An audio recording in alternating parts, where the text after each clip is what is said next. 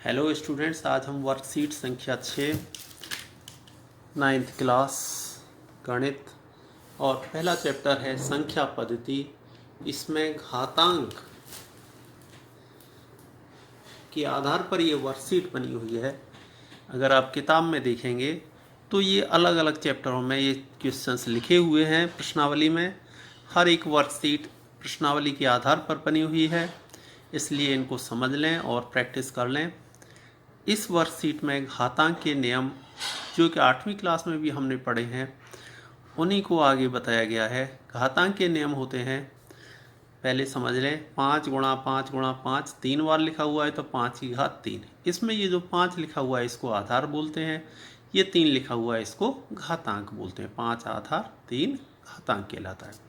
अब पहला नियम है इसमें कि अगर a की पावर m गुणा a की पावर n, अगर आधार समान है a यानी कोई भी संख्या है तो गुणा करने पर घातें जुड़ जाती हैं। ये पहला नियम है। दूसरा नियम है, अगर किसी संख्या के घात के ऊपर भी घात लगी हुई है, ये घात लग रही है इसके ऊपर और ये ब्रैकेट लगा करके इसके ऊपर एक और घात लगी हुई है, तो इन दोनों घातों का गुणा हो जाता है। m इंटू एन का मतलब इन घातों का गुणा हो गया। तीसरा नियम है भाग। बटे का मतलब है भाग हम कर रहे हैं, भाग में घातें घट जाती हैं m में से n, यानी ऊपर वाली घात में से नीचे वाली घात घटा दी।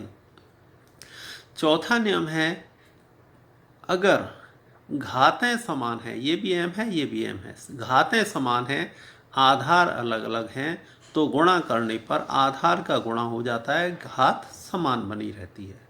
और पांचवा नियम ये आपने पढ़ा होगा, अगर किसी के ऊपर घात 0 लगी हुई है, कोई भी संख्या है कितनी बड़ी है, अगर उसके ऊपर घात 0 लगी हुई है तो उसका मान 1 होता है। अब इनके आधार पर हम सवालों को हल करते हैं। पहला प्रश्न दिया हुआ है, बहुत आसान है, समझ लें। 17 की घात 2 गुणा 17 की घात 2, यानी आधार समान है इसलिए घातें जोड़ करके 2 और 5 7 उत्तर हो गया। यहाँ पर ये दूसरे नियम की प्रैक्टिस है कि 5 की घात 2 और इसके ऊपर घात 7 लगी हुई है, तो अगर घात के ऊपर घात लगी हुई है तो इनका गुणा हो जाता है। 7 दूनी 14, 5 की घात 14 उत्तर आ गया। तीसरे नियम का एप्लीकेशन उपयोग किया है यहाँ पर हमने। 9 की घात 10 बटे 9 की घात 4, आधार समान है इसलिए घातें घट गई, 10 में से 4 घट के 6 रह गई, 9 की घात 6 उत्तर हो गया। ये अगले नियम का चौथे नियम का उपयोग है इस वाले का। आधार, ये घातें समान हैं और आधार 3 और 5 अलग अलग है, तो 3 और 5 का गुणा हो गया, 3 पंजे 15 और घात 1 4 लगी हुई है इसके ऊपर। ये अगला है 11 की घात 0, अगर किसी की घात 0 हो जाती है तो उसका मान 1 हो जाता है। ये इनका जो पांचों नियम है, इनका उपयोग एक एक उदाहरण के द्वारा इन सभी का उपयोग किया।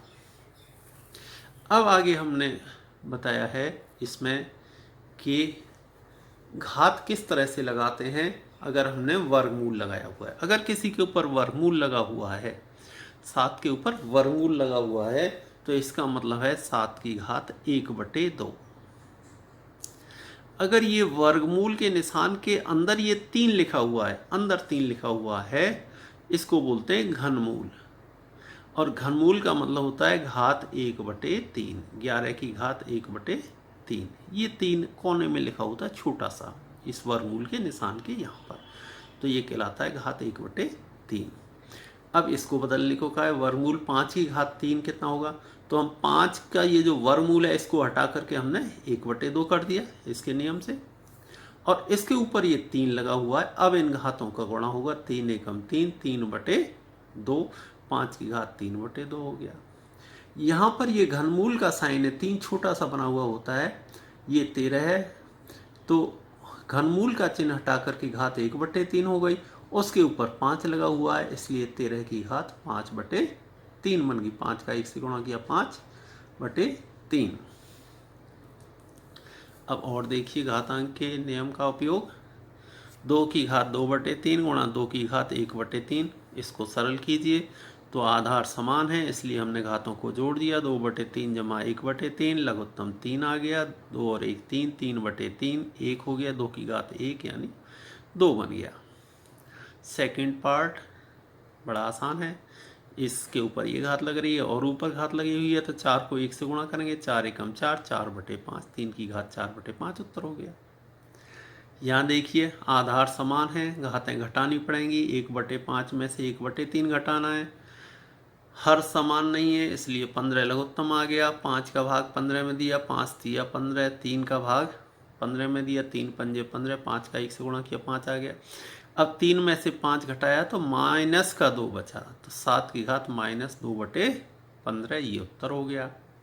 इधर चलिए, इधर 1/5, ये भी 1/5, तो 13 पंजे 65 की घात 1/5 बन गया, क्योंकि घातें समान हैं इसलिए नीचे का हमने गुणा कर दिया, 13 पंजे 65 की घात 1/5। और चलिए आगे, ये आधार समान है, घातें जुड़ जाएंगी। ये स्वयं करने के लिए सवाल हैं, 4 सवाल स्वयं करने के लिए, इन्हें अपने आप करके देख लें और करने के बाद फिर इसमें से अपना आंसर चेक कर लें, ठीक हुआ कि गलत हो गया सवाल। 2 और 1 3/3 यानी 1 हो गया, 3 की घात 1, ये 3 उत्तर बन गया।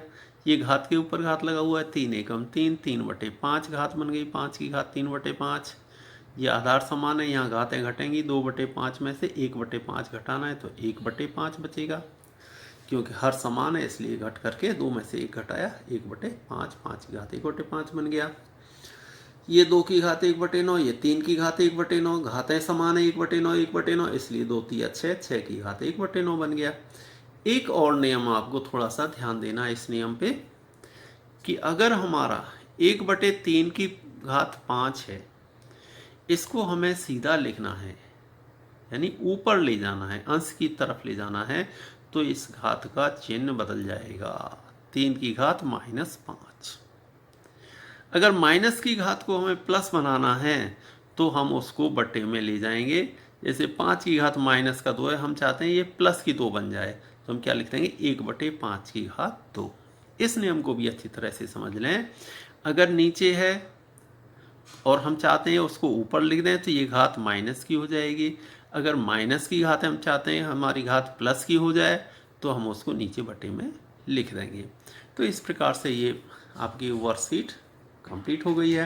तो पहला चैप्टर इस छठे वर्कशीट के साथ ही समाप्त हो जाता है और सभी बच्चे इन वर्कशीट 6 वर्कशीटों का काम अपने कॉपी में कर लें, वर्कशीट बना लें और बार बार इनको दोहराते रहें। तो पहला चैप्टर जो संख्या पद्धति का है ये आपका पेपरों के लिए तैयार हो जाएगा। और जब भी छोटे क्वेश्चन जो 1-1 नंबर वाले क्वेश्चंस आते हैं, 20 क्वेश्चन 1-1 नंबर के आते हैं, वो क्वेश्चंस आप बड़े आसानी से इसके कर पाएंगे।